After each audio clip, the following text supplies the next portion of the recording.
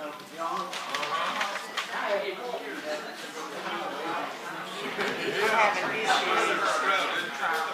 Oh, but we're here.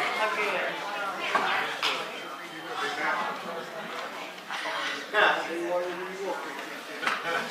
We're talking about gas amount, right? Yeah. It's as long as you don't tell me that.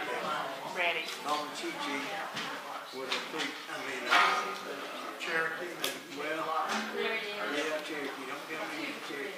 Don't tell me he was a Apache. Now, let me have your attention. Somebody the other day told me one. A lot of you don't realize this, but on this stage, we have gentlemen that have a few hundred years of history on the Okefenokee Swamp as far as their experience and their research and their knowledge. And I'd like to introduce these gentlemen to you now. On the left, Mr. Thrift, Mr. Chris Trowell, Don Berryhill, and Johnny Hickox.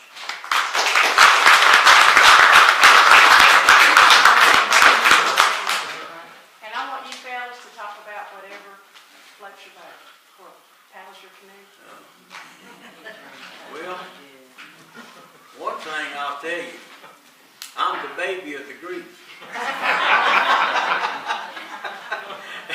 And I ain't no spring chicken. I've done reached 70 and 10 plus 4. So, anyway, and these, you know, these are getting old. Now, he's putting a little darker. I think he's putting charcoal in it there. Of course, John, they cover theirs up. Johnny is actually the, I guess, the youngest in heart here with us. He just never ages. When I was a boy, he looked pretty much the same. Same overall. No, I changed. No, you changed. He got a new pair of shoes, too. I'm sorry. He gets his wife to wash them at least once a week. And that old hat's been around. And he used to didn't wear glasses, believe it or not. But before 1937, this was just open range for hunting, livestock, whatever. And Johnny got to have his mama to cook him some hawk eggs every morning with his bacon. And he kept pretty good eyesight. But after the refuge came in, he couldn't do that anymore. So he started having to eat hen eggs, and that's when he learned to talk. He could tap them out. Like the rest of us. And I've had people ask me, when did you get over your shyness? I said, somewhere around 3 or 4. I can't remember exactly, but I come from a family that loves to talk. We have so much, people call it all kind of names, bull and other stuff, running through our mind that it just all comes, and sometimes we get 2 or 3 tracks going at one time. And we'll just be walking along and go laughing, because life is fun. Life is enjoyable. And if you're going to sit around and whine, you're going to miss out on a lot of good times in life. But seems like poor people have the best times, because they don't have to worry about somebody getting their money. And they've learned, or we have, our bunch has a couple hundred years ago, we came in here, and we learned that if you got hungry, you're going to have to work a little bit. So they brought along a few grubbing hoes and shovels and a couple of old oxen and mules, and they began to plow the soil. And we made enough to get by on, didn't we, John? Now, John would be as big as me, but see, Mama carried me to the doctor several times when I was little, and I got worm treatment, regular worm treatment. Johnny didn't get a worm treatment till he was in the Army, and then they overdosed him, like to kill him. So, instead of putting him in a combat zone, they put him to driving all the big officers around. So he drove several generals around, and he didn't have such a good time, but it wasn't as bad as it was lying in the mud, was it, John? he's not, believe it or not, he's World War II. He's not Korean or like me in that 1960 epoch. But and these other two they've been around a little while too. Now, I think, are you 80 years? Yeah. This is next to me. This will be the next one next to me. So he's done that. I think. Ain't you over? Don's over there. Shoot, yes. Why don't y'all tell him the age? I'm 74. 83. 84. Mine's not but 92. I told y'all, he doesn't age. He does not age. And that's because at least once a week he dips in the pond out here. And I'm talking about the big pond, 700 square mile. He has spent his life in it. And Chris and I, we spent a little time in school. Don went to school, I think, to the 8th grade, didn't he? All the way. All the way. He got a degree in flower art. And now he's studying bugs. But Chris and I were mostly with the history. And Chris went on back so far, though, he went past the Creek Indian age. He was an Indian. To me, he's about our best Indian expert in this area. Well, I went to school too. I was in the 2nd grade 2 years. You made A's the second time. Yeah. He carried it, but you got to remember though that those terms back then weren't but 3 or 4 months at the time. Right in the dead of winter, when they didn't have nothing for the youngins to do, except get in firewood, stovewood. But if y'all want to know about the Indians in this part of the country, this is the man here. Now, sir. Tell me what you do. Tell me what you do on the side. When do you make your money? You still shooting horses? Oh yeah, well when I'm You able. got hit kicked in the head. What's wrong? Yeah, yeah. You mess with horses very long, you get kicked in the head every once in a while. And I really did get kicked one time in the head. It's a good thing it was an old horse and he didn't have much punch. But you know, Chris is the Indian man, and now Uncle Don, if you want to know about the flora and the fauna, you can ask him. Now, if you want to know about the old times, and if you want to know about the geography of this place, now these boys know a little bit too, but they learned there looking at maps more. Johnny couldn't read a map till he got out the Army, or in the Army. He just learned that stump over yonder, the one that's got the smut on the right side, that's when you turn left. And that cypress yonder, it's got the 3rd limb from the top. It's broke, that goes to Mulhammer. So he had to learn it the way Grandpa learned it. But we have had a wonderful time. My first summer here was in 1959. My Uncle Will Cox worked here, and back when I was a boy, we had a little grocery store in the edge of town, right at the end of the Swamp Road. And of course I still live on the Swamp Road. This April will be 7 years I lived in the same place. I never have moved much, other than going to Amarillo Air Force Base. That was an exciting trip, and I got to see what the desert looked like. And I never will forget one of the most exciting times I had at Amarillo was a woodpecker came by the barracks one day and lit in the window, and he had a little scarf, looked like tied around his neck.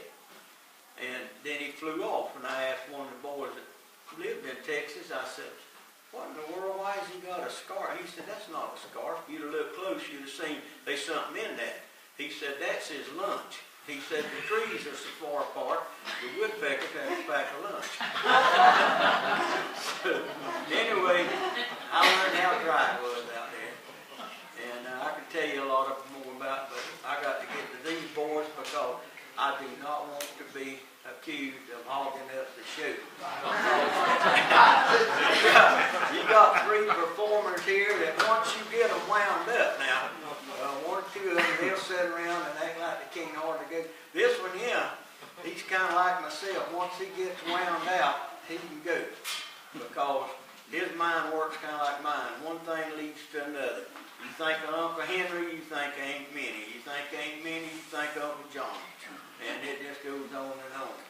But him, he can tell you about a little bit of everything. Oh, he taught school too. That's another thing. He's not just educated, he is a professor. He used to teach all kinds of things, history and I don't know what all you did teach over there. South Georgia College over in Douglas, and now half of them moved over here. It's a wonder they hadn't called them over here to give them a little advice. But anyway, I'll let you let Uncle Chris talk to you. I'd like for Don to talk about somebody that knew a great deal about the swamp. Gene Cypher. Yeah. I'll be glad to. I was sitting here chomping at the bit. Gene Cypher was a biologist, a professional biologist who was employed by the National Wildlife Refuge in the early 50s, and he didn't make it to the 60s. But he was a biologist, and his job was to research what goes on in Okefenokee. And he did that because of the necessity to understand this ecosystem. This ecosystem has more than 1,000 different living things in it. More than 1,000. And they all contribute to the function of the whole. Everybody has a job to do.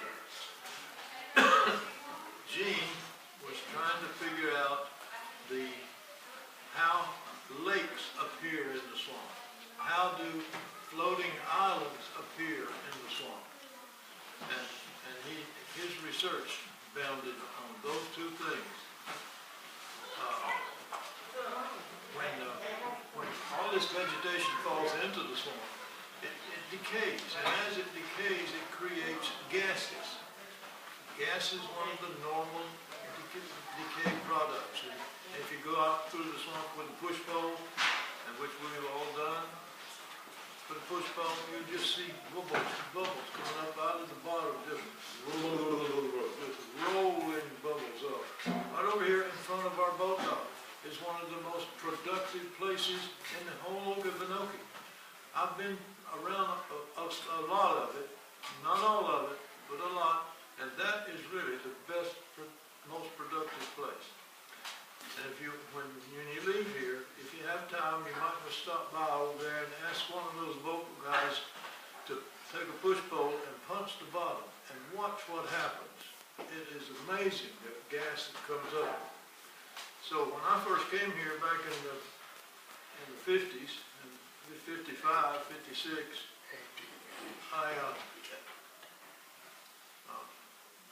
Jane 1850s. Dr. Clark was here then.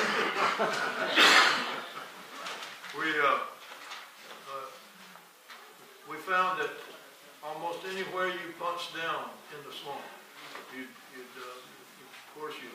that gas would come rolling out. Well, we decided to try to catch some of that gas. How are we going to catch it? So we had a great big funnel made. Great big funnel.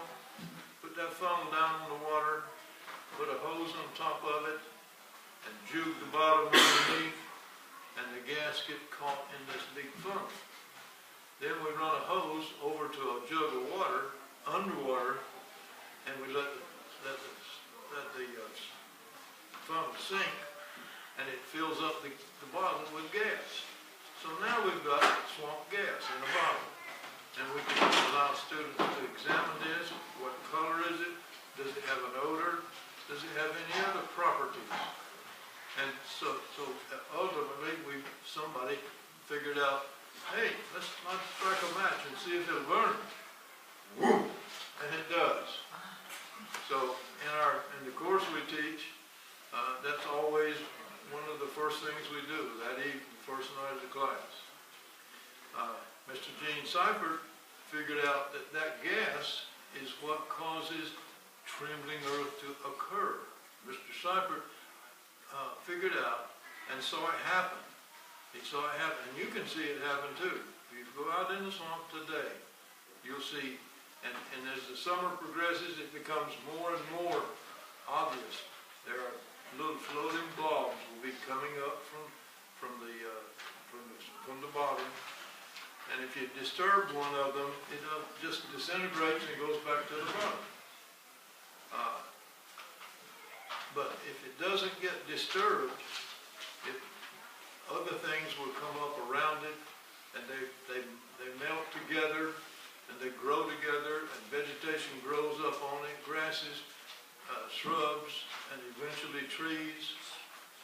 And if they make it, if they stay together, those trees will get to. There's some out there now today that are more than 600 years old. Some of those floating islands are more than 600 years old, and of course, younger and younger. So that was one thing that Mr. Seifert was trying to figure out, how those islands became floating islands with trees on them. The other thing was, how do lakes form? There's more than 70 lakes in the swamp. 70 lakes. And they're out in the middle of a prairie. So Mr. Seifert, help me here, Gene. Chris. Help me here, Chris. He figured out that that gas is what buoyed them up, and that's what creates the trembling earth.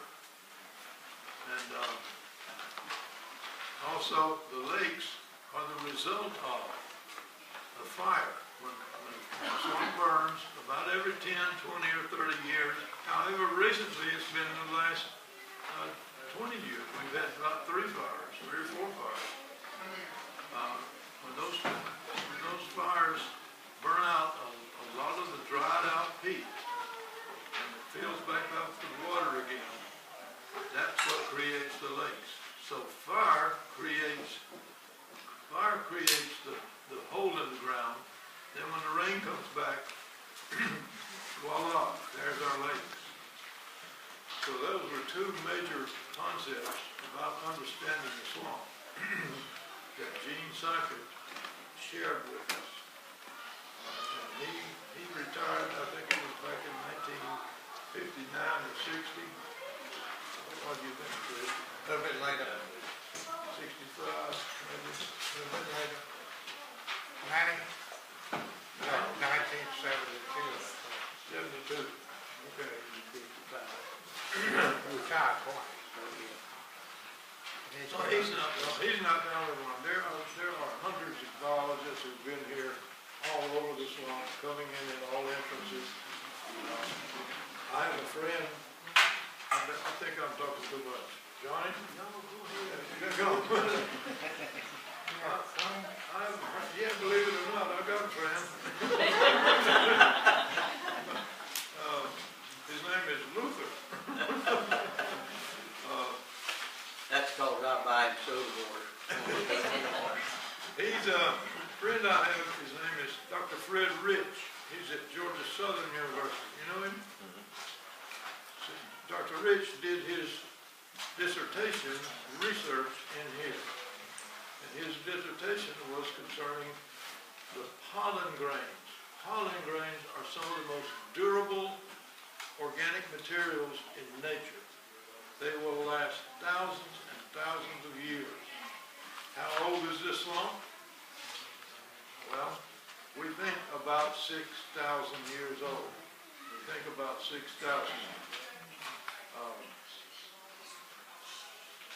Where was I going? You were going to talk about Fred Ridge. Oh, Fred, Dr. Rich. Yeah. And what you do is go out in the swamp, put down a coring device that you could drive down into the swamp and through the peat bed, and then pull the whole mass back out again and extract a pollen tube, a peat tube with all kinds of organic materials in it. Seeds, berries, nuts, decaying vegetation, but he had a method of extracting the pollen grains from each level of it to tell what grew here 100 years, 500 years, 1,000 years ago. And that field of science is called palynology. Palynology. And it's very, and there's lots of information. It tells us so much about the past history of the swamp, what grew here, what the climate was like, what the precipitation was like. So, Dr. Fred Rich made a significant contribution. All the scientists have been here. They make great contributions. I'm not very funny, but I have a lot of information. I got a question for you about the peat. Peat. In England, every once in a while, they dig up somebody that's preserved, that's been in one of those peat bogs for 300 or 400 years, and they're perfectly preserved. Now, is the reason we don't have them is because of our fires, you suppose? They found skeletons. Johnny will tell you about skeletons they found, but nobody's found anybody that's been preserved in the peat. That phenomenon occurs in most of the Norwegian countries and northern England, Scotland, Ireland, Norway, Sweden, so forth, in the bog swamps of that area of the world. And it seems that the tannic acid of the peat acts as a preservative for skin. The peat is very acid, so the bones are dissolved completely, and what's left is just a leather-like replica of a person. And if you'd like to look this up, just Google up bog bodies, and you'll see this fantastic pictures come up of people who've been dead for maybe 100 or 1,000 years, and some of them so lifelike they look like they're asleep.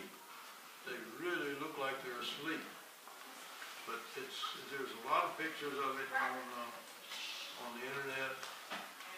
Bog bodies. Yes, Wouldn't their skin Catherine. be darker than usual though because of the tannic? Wouldn't their skin be darker because of the tannic? Oh, it's black. Yeah. It is just totally black. Just black as that lady's shirt. Just totally black. Yeah. But the eyelashes, the eyebrows are still on them. Some body hair is still present. Some of them look like they're just lying there asleep. Don, do you suppose it's because our water is moving a little bit just about all the time? That has to have a part of it, yes. I think that's a part of it. Chris? They have known about this kind of thing Yeah. for over 100 years. Yeah. In the 1890s, they knew about it then. And when they dug the Swanee Canal, which is wide and deep, one of the things they were looking for was some dinosaurs and some mammoths and some dead people in the peat. They didn't find any. No. What about that canoe they found in the river here a few years ago? An Indian canoe? Yeah. Yeah. But now it was buried up under the sand, but of course it's got tannic oil, even though it's not tannic acid. And you never found the planes that have gone down. Oh yeah, they found, I don't know, Chris probably keeps up with more with the planes. We've had half a dozen planes. You found them? Most of them wind up on the prairies over on Folkestone side, where the White Oak prairies are. They hit those peat bogs. What's the deepest? 70, 80 feet now? You know what? Where you been? I know. It's in England or somewhere. Tell her how deep. It ain't that deep. They're about anywhere between 4 and 8 feet deep, maybe. Yeah. So very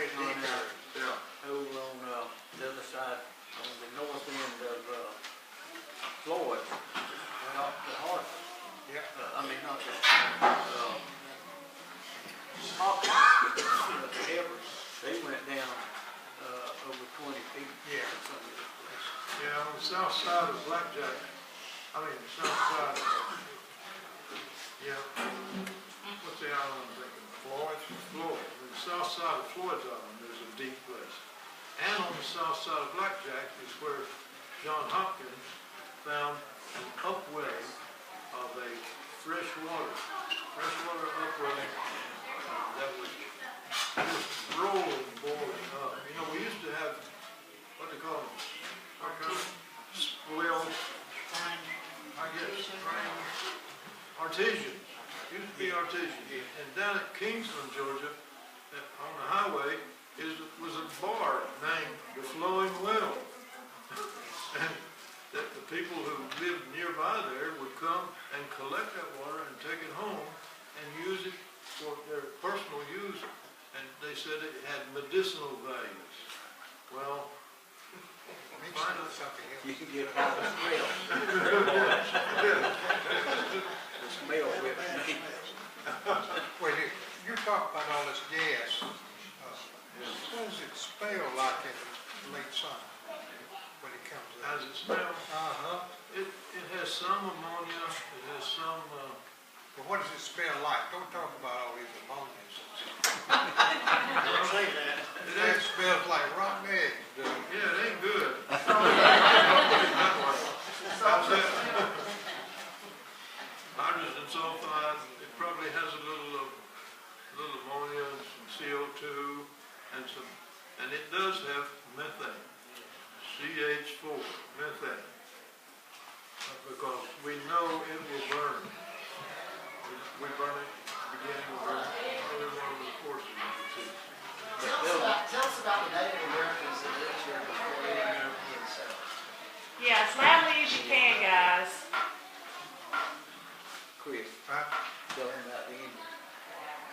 Native Americans. Okay. You're being so politically correct. Not me. Just plain old Indian. They, interestingly enough, some of the earliest people were in this area several thousand years ago did not come into the Okefenokee. Looks like most of this area was just a dry, open, sandy area. There wasn't any swamp here, but then about 8,000 years ago,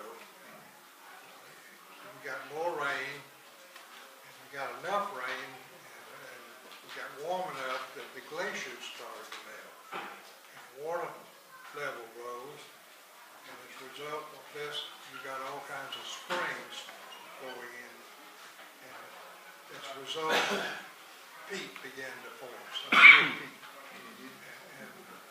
And about 6,000 years ago, we got that peat formation started. And finally, by about 4,000 years ago, we got pretty well developed peat area all over the swamp. Interestingly enough, that's when the Indians showed up. The earliest Indians we find in the swamp were about 4,000 years, the same time the swamp showed up. They came together. But there weren't very many of those people, and they had very unusual kind of pottery. They mixed all kinds of grass and stuff in it. And it's usually thick, very thick pottery. And it's called fiber tempered pottery. And that's how we recognize it. That's the only thing. Pottery. Gradually, other groups started coming in as the swamp expanded. And, we had groups come in and we recognize them by that pottery. If you see a little broken piece of pottery, it looks like it has checks on it. It's called check stamp pottery. And that came in about 2,000 to 3,000 years ago. Slowly, those people gave way to other people. finally, the group come in and their pottery, you find a little piece of it, and they wrapped string around a piece of bark or something and stamped the wet clay. And those were cord mark people. We don't know anything about tribes. Even Luther doesn't know anything about the tribes. He'll make it up, but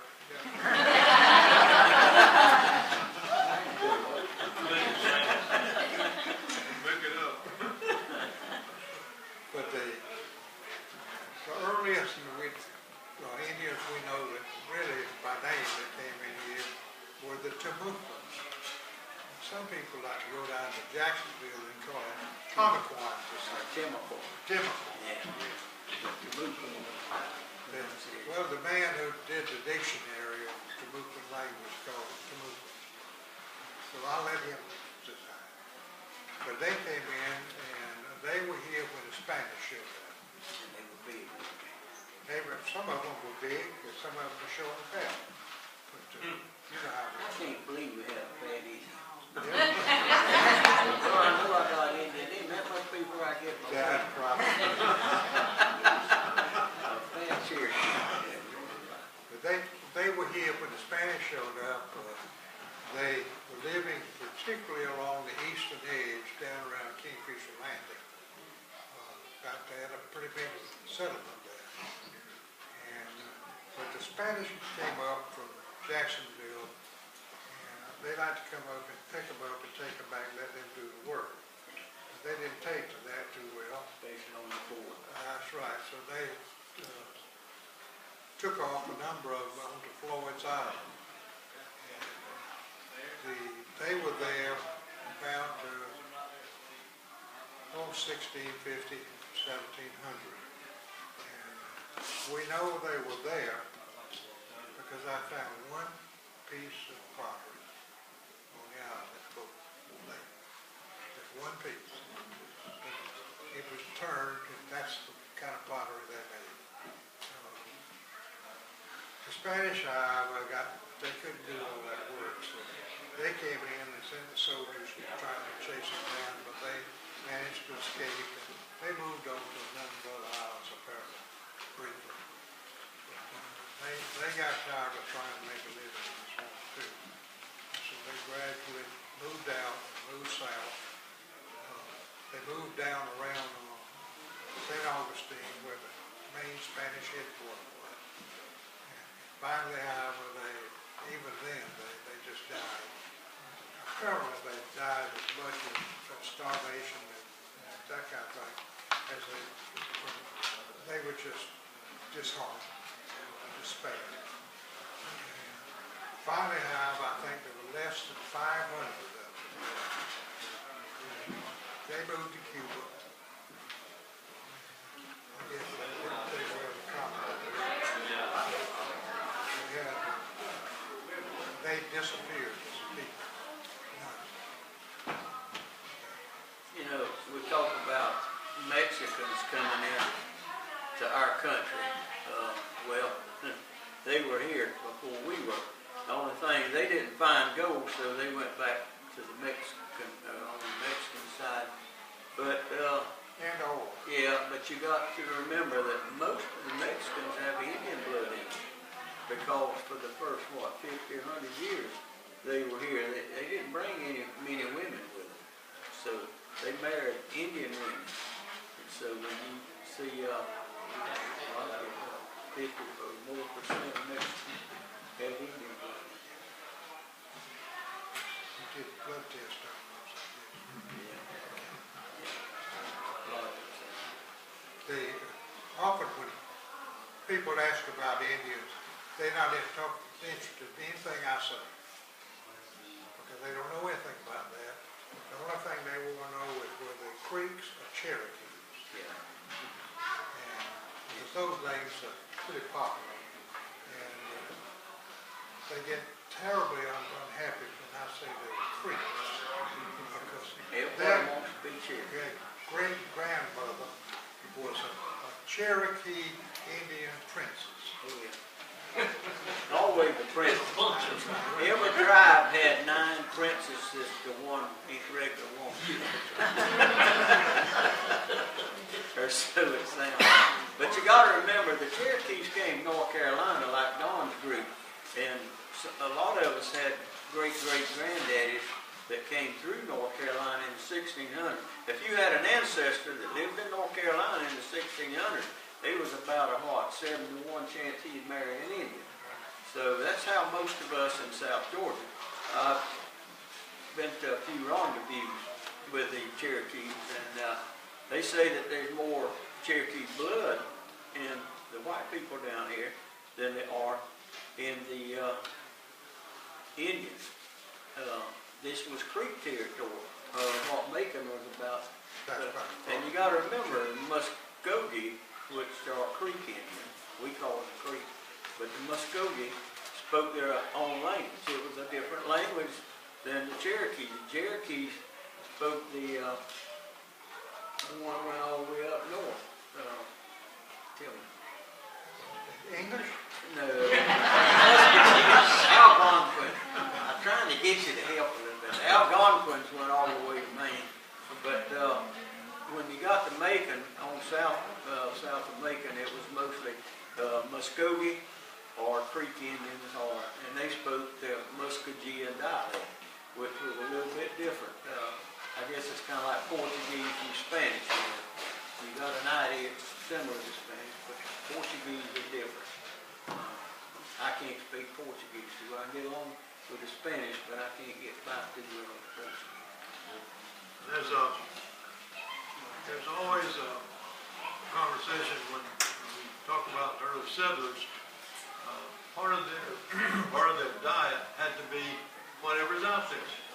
They ate everything wild, everything that was alive.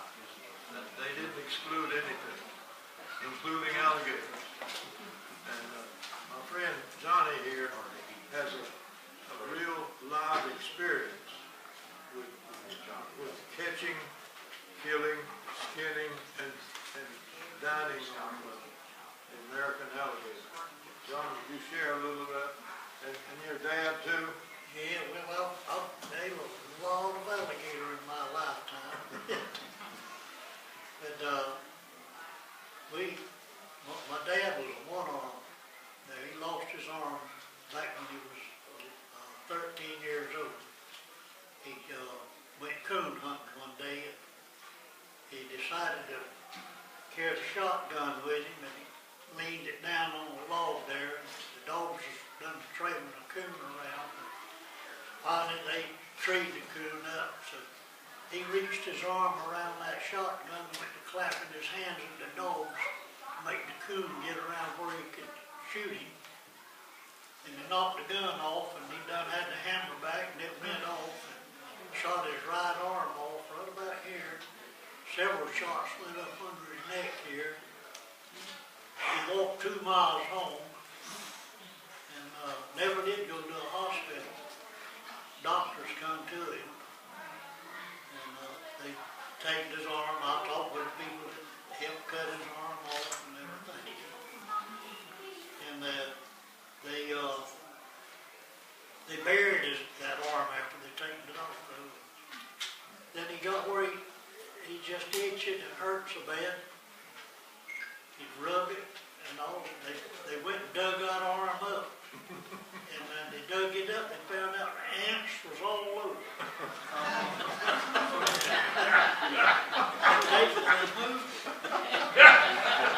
I guess that done the trick. Johnny, were those fire ants? Probably was. But anyway, back to the gator eating there. Well, we didn't have everything we like to have at the table. We had to eat stuff like squirrels and rabbits and birds. And we'd kill an alligator, but we wouldn't throw it all the way there. We'd always after, at that time, was the hide. You could skin the alligator, you would get 20 to 40 cents a foot for the hide. I helped skin several out there. Usually my dad would cut off a good piece there to eat. And he he'd slice it up, fry it. He was a cook too there. How did he skin a gator with one arm? Lots faster than an amateur. He could just run right over me. I mean, he'd read, doesn't just move back, let me do this. You haven't told him how he took a shoe off and used his toes to hold it. Not to hold that with. He done that when he's holding a raccoon or a bear or something with him. He'd pull a shoe off and he'd catch that hide in his toe, pull it up there where he could whack it with that knife. Wonder if you had to cut his foot. Yeah. One of the things we haven't spent a lot of time on, which is a very important part of the swamp, is fire. Yeah, I've had my part of that. And Johnny needs to tell us about fire. Okay. Yeah, one of the first jobs I ever got, got me a job with the Georgia Forestry Commission. They paid me $2 a day. And that's what I made for several months there, $60 a month.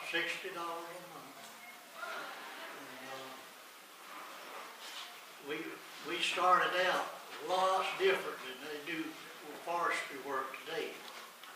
We'd clear cut an area.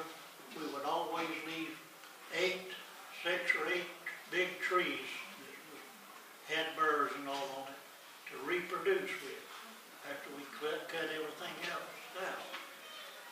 And we get a good stand of timber right back behind our clear cuts. But then later on they decided, oh, it's best to just plow it up, cut all of them out. But sometimes that was good, sometimes it wasn't. And I helped raise a lot of timber, different places. I've got some trees out here that was back in 54, 55, that I helped set out, still growing. And you were in the 54 fire too, weren't you? Oh, yeah, yeah, I was in that, we had. It came right through here, right through where this building is. It burnt the roof off my house. My uncle lived next to me. It burnt through his stuff there and burned his truck and tractor up.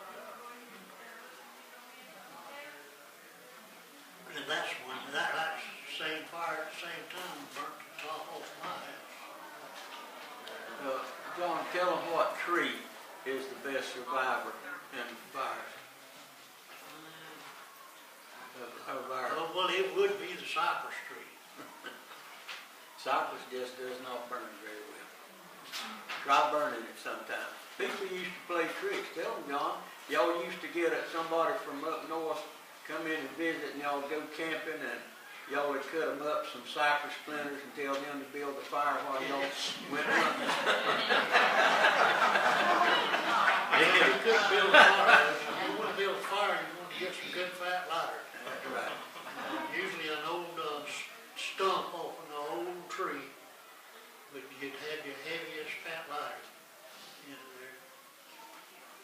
And back when I was a boy, people would saw the trees off about, I reckon about 2 foot high. Leave that stump there. And then after years, there's a Hercules come in. They wanted that tar out of that tree, out of that stump. They got what they call pine tar. And it would burn just like gasoline, just about. I mean, you didn't have to hold it back there very long before it was puffing. There was, in one of the books I was reading, outlaw Indian made the swamp his home. He was a Seminole. What was his name? Who? He was an outlaw Indian. He made his home in the swamp. Billy Bowie. Yeah. Well, David, here's something else I learned over the years talking to old people. Billy is as common in the Indian name as Joe is in bird dog. Everybody's bird dog named Joe is about. But and I got thinking about that one day.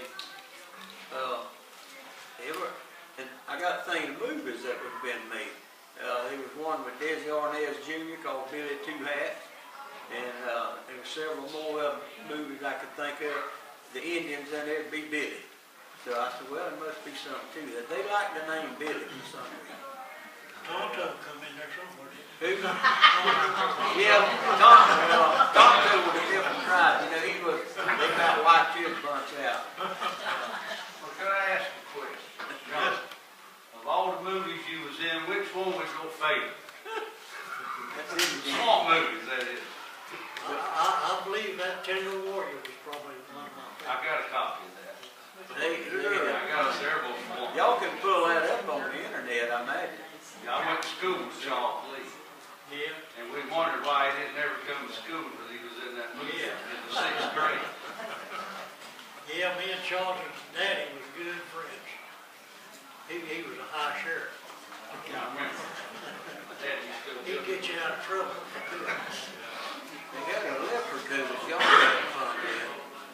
There are two leopards. There's one or two leopards. Yeah. Well, yeah, I had to outrun him. Mr. Hickox, Yo, age-long question about eating gators. Does it really taste like chicken? No, it don't taste like chicken. It's quarter It's half just like six. gator. If you want some, there's some. It has a Here fishy, lunch today. fishy taste. It's firmer than fish. before we quit, there's one thing we hadn't talked about much, and everybody comes to the Okefenokee Swamp Park, and you know, this is our 70th anniversary, and it actually took place on October the 6th. Last October we had it planned, and then nature didn't go along with us, or the good Lord, as Granddaddy said, he decided he'd send a hurricane through here, so it messed us up. But we are on the biggest island in the swamp. A lot of you don't even realize you're on an island. When you come through the S-curve up there, what we call the Strand, the old people used to come through, you know, that S-curve, when you get on down about 2.5 miles, about halfway to the highway. But you go through a little S-curve there, and if you look on both sides, you see it's wet. And you got loblollies and cypress and black gums. When you coming in, when you come through that strand, you are on Cowhouse Island. And this thing's about 9 miles long. It goes all the way to the Charlton County line. And if you remember, when you hit the entrance out there, you're going down US 1 or Jacksonville Highway, and you're going to Folkestone, Georgia. When you cross the St. Mary's, then you're in Florida. But the St. Mary's, you know, is the boundary there. The St. Mary's comes out of the Okefenokee and goes to the Gulf, to the Atlantic. But the Sewanee goes out the southwestern end and goes to the Gulf of Mexico. So that's a little bit of irony there about the two rivers, one going in one body of water and one another. But the this island itself, the only thing left on here now, there's still a few old buildings over where Miss Lydia Stone had a camp for years. But this is the biggest thing that's here, is the Okefenokee Swamp Park. And Was the deer corral on Cowhouse Island, or we just before you get to it? no, it was the other side, wasn't it, John? What is it? The deer corral, it was the other side of the strand. No, it was Oh, on this it was on this side of the strand. That's right. there. That's right, it was. Just beyond that pond. There's Yeah. a pond on the left going out. That's where Uncle Elbert got deer caught. Yeah, this was back in the 50s, folks. Or They had was some, back in the 30s. well, I mean, You can't keep up with it, it. they knocked the wires up, and they took the fence down in the 50s. Okay, I mean, that was the last of it. But we had so few deer in Okefenokee, and during the Depression, people killed them so bad, and it wasn't a sport, it was to eat them. Because any of you that's, these fellas know a little bit about the Depression, but I was born right after it. I was in the middle of World War II, and things had already picked up then. But if you came through the 30s, you saw some hungry times on most people, except country people. And my daddy went in World War II. He had boys from Detroit and New York City telling him about going to bed without supper. He couldn't understand that. He said, my goodness, we didn't have many money, but we had plenty to eat all the time. And that's because of his cracker heritage. And a lot of people don't know what a cracker is. I'll tell you in one word, it's about the best synonym, I guess, is cowboy. Crackers raise livestock. They raise cows, hogs, sheep, goats, chickens, whatever. But mainly hogs and cows. And then in the 1850s, turpentine became a little popular. Well, the railroads came in and we started cutting our timber, and then we found out we could distill our gum and all this and that. But it doesn't matter. Right on up until the mid-1950s, there was still a few cows out. And you branded your cows. Some people marked their ears too, but dogs had marks in the ears. You had nothing like crop split and hole under bit, and well, a lot of them. Bullet holes. And there was a lady that lived down the island here named Stone, who was not above modifying somebody's mark. Then they suddenly became her hogs or her cattle. And she could do that and did it. Yeah, there's some marks that were easy. Say if they had the left ear was just a smooth crop, that means just the end of the ear was cut off, and your crop was a swaller fork and a smooth crop, then you just took that hog with a smooth crop and put you a kind of a swaller in it, or you just cut your knots down in it, and then you had two forks like that looked like a swaller tail. So people did do such things. The deer corral is I wanted to tell you something about Gene Cypress. Yes. Now, me and Gene was good buddies. I grew up with all of these people around here. Me and Don, we hunted that gas out there with the boats and everything. But I worked with Gene a good bit. And one time when Gene, right after he started here at Park with us, he took the boat, an old homemade boat, and he went out in the swamp. And we, later on, some of us went out there, and I was one of them. And there sat Gene in water like waist deep. sounds like somebody else. And what had happened, a snake was in that boat. He didn't know it till he got way down there and happened to see it. And he taken his pole there and punched him and knocked the board off the bottom of his boat. But we was good, and I put Gene in his grave out there myself. You did. But he was always a good friend of mine. He was hard to get along with people. He was hard to understand. But he was a good friend. He was very intense on everything he did. Yeah. He Can went, I ask you a question? Yes. I've always heard that the Swanee Canal, they quit digging it because they found out water would run in the swamp. No, I heard No. that. That's not true, because I always wondered if they dug it out, did that mean that the water would run in circles? Think about it. Chris here has written a book on the Swanee Canal. Believe it or not, his daddy worked on it. And I asked him one time, he was rattling on about his daddy, and I knew how old he was, and I said, Chris, you talking about your daddy or your granddaddy? He said, I'm talking about my daddy. My daddy was in his 60s when I was born. I said, Lord mercy. But he's telling the truth, but it went bankrupt more than anything. Is that what it was? I always heard that water would run in the swamp, and it made They water. had If trouble that with it. happened, and water would run in circles. there was a reporter from the Savannah Morning News came down to interview those people, and he met a Negro man there and asked him why did they stop digging the canal.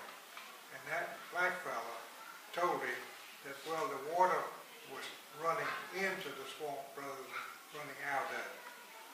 And that was that whole story was based on that One story. man just standing back there by a tree. Had nothing. But the Trail Ridge was caving in a lot too. That was the difference. Yeah, right.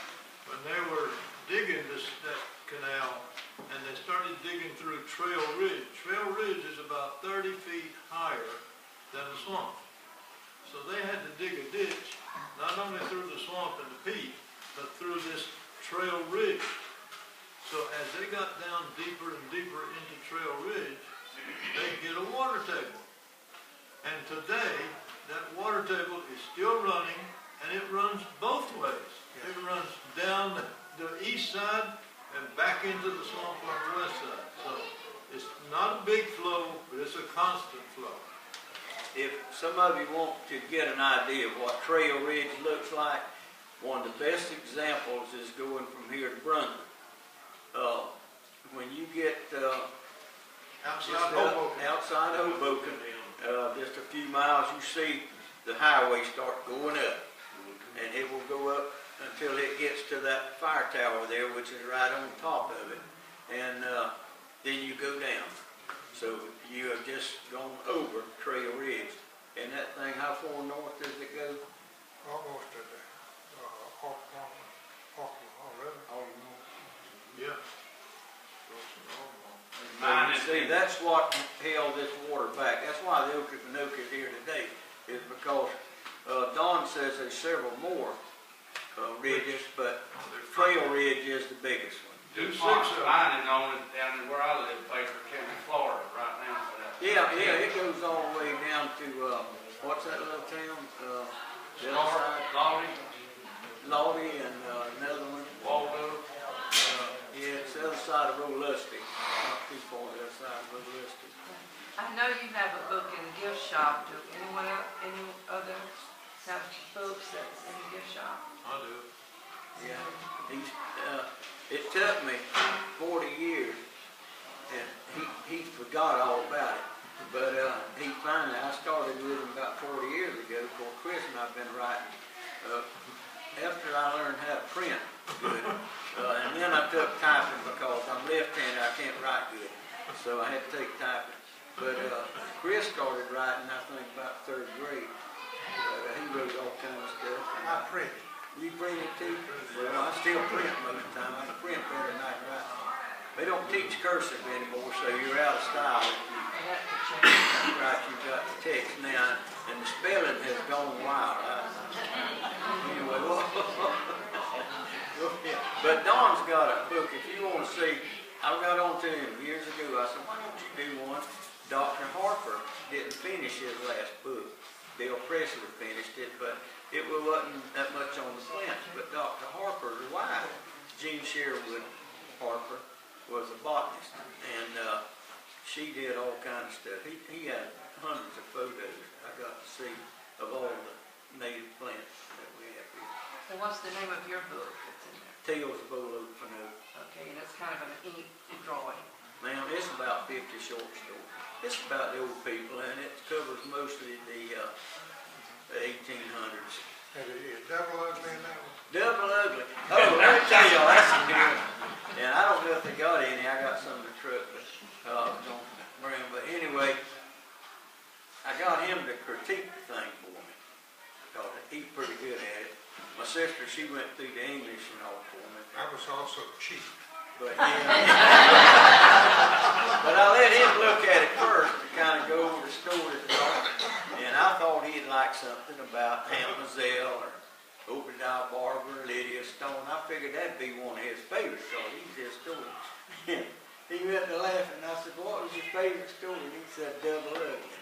Well, Double Ugly actually is not all mine. I completed a story on Double Ugly. This fella here in the green hat and green shirt, his granddaddy, you talking about a storyteller? He goes back to one of my granddaddy's first cousin, Uncle Bob Thrift. But in our family, we not only raise cows and the stuff they dump, the bulls and all. I guess maybe we've shoveled so much of it. We got it in the store, and they call it bull. But we have a lot of fun. Life is fun. I don't know why people want to sit back. See, I don't even have no lips, because I've never had none poke out. You know, I can't do that. So I don't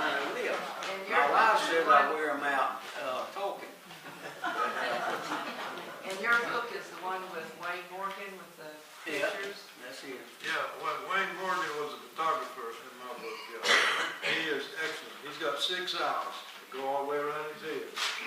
He can see things that most of us can't see. Who was Double Ugly though?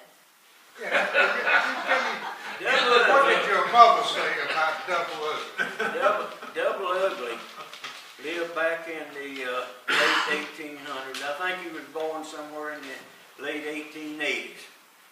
And he was down, kind of out from Manor, between Manor and the swamp.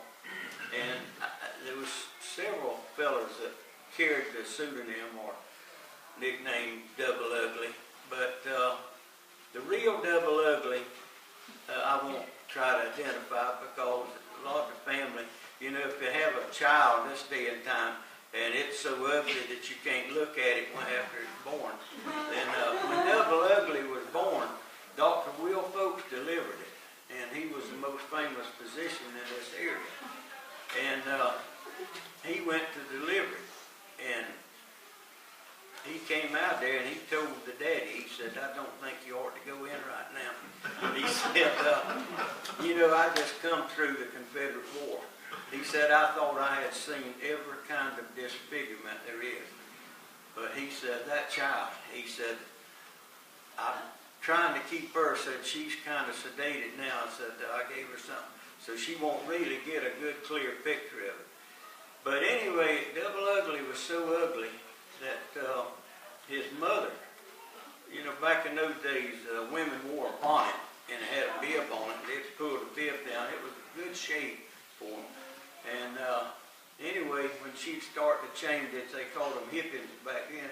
They're diapers now, but a lot of children didn't have a diaper till they was on up several months old. They would just raise their little dress. Boys and girls wore a little dress, gown kind of. And they just take them out to the edge of the porch and instead of changing a diaper, you take a pan of water and slosh on them till you got them clean. Then you let them air dry. If it's in the summertime, the wintertime, you carry them in there by the fireplace. But anyway, his mama, when she finally did start putting some diapers on him, take him to town or to church or somewhere, she would pull her bonnet down just as far as she could and look to the side and try to do it by touch, because she just couldn't stand to look at him. Poor little fellow, they tried him in school, and the children that all run from him, they just wouldn't have anything to do with him. They ostracized the poor little old fella. And you have to read the story to get the full details. But anyway, the poor little fella had a rough upcoming. Till he was about 15, he started growing a beard. And after he grew the beard, he let it grow, and then his hair long, and it kind of covered up everything but his eyes.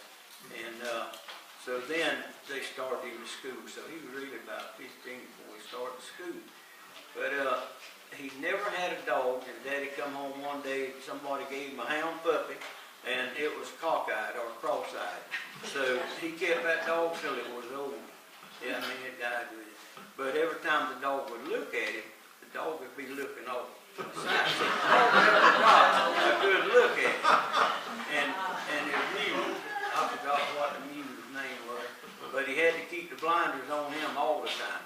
And he never went around in front of him because he rode him to town anywhere he had to go with the blind bridle on him. But make a long story short, he got grown.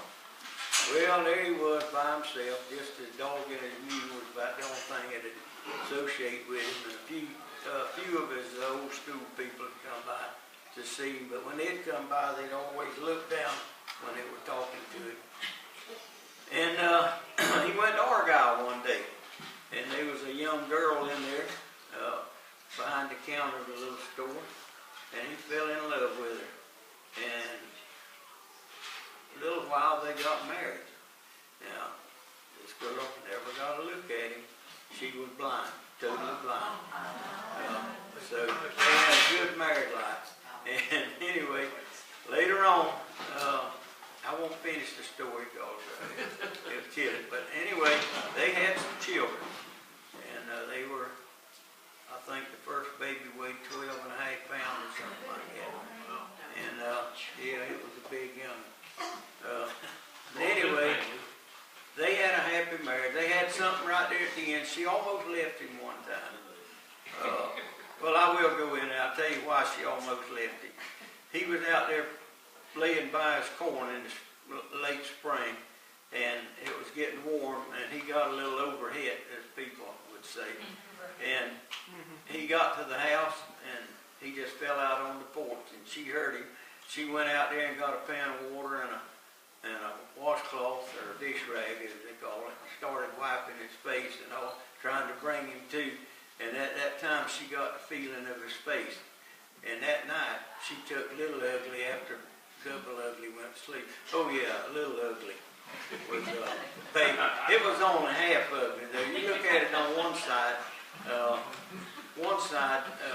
looked normal kind of, but if you looked on the other side, oh, it was horrible. So he had to go through life with his head kind of turned to the one way.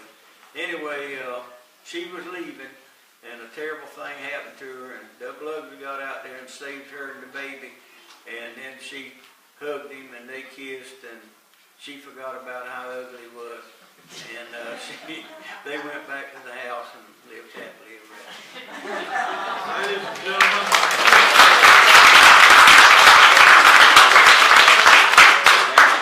Thrift and about 3 other fellows and myself walked down Billy's Island to the end of it and off into the swamp a mile or so over to Honey Island and come back that evening at night through the swamp.